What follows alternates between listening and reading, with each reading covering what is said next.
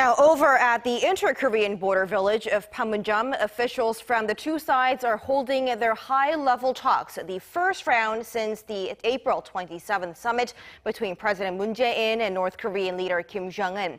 A lot of topics to hammer out as the two Koreas are expected to discuss ways to carry out plans stipulated in the summit agreement, the Panmunjom Declaration.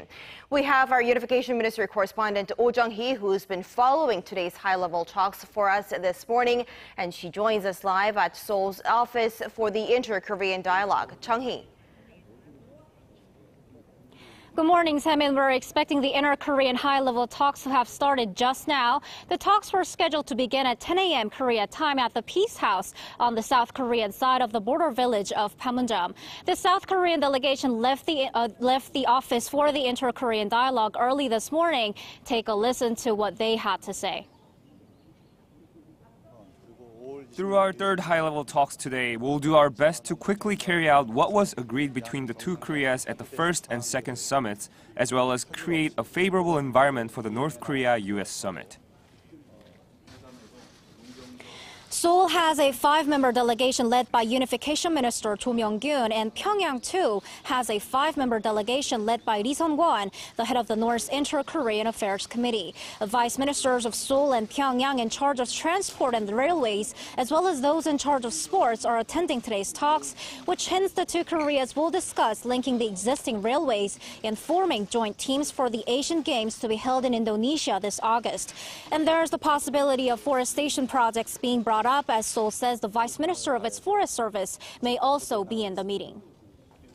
Now, Jung-hee, what else can we expect to be discussed today? Now, you've mentioned some of the agendas that'll top today's talks, but also this is in tune with something that the leaders of Seoul and Pyongyang set out a number of plans, that is, in their April 27th summit agreement, and today's talks are to carry them out.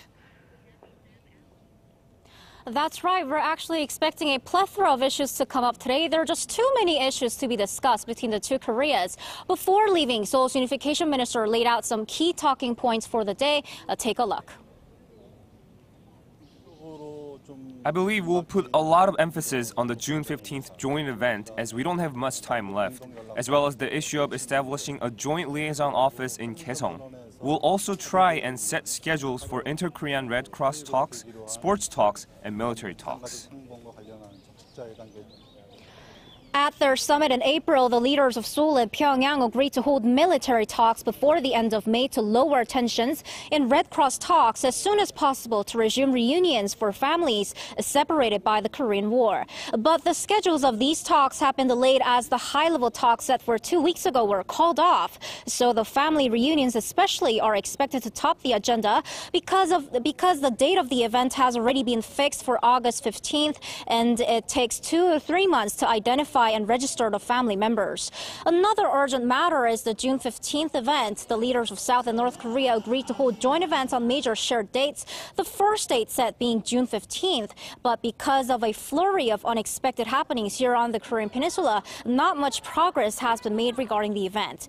And as stipulated in the Panmunjom Declaration, Seoul and Pyongyang will discuss establishing a joint liaison office in the North Korean city of Kaesong, where officials from both Seoul and Pyongyang will be stationed. Semin.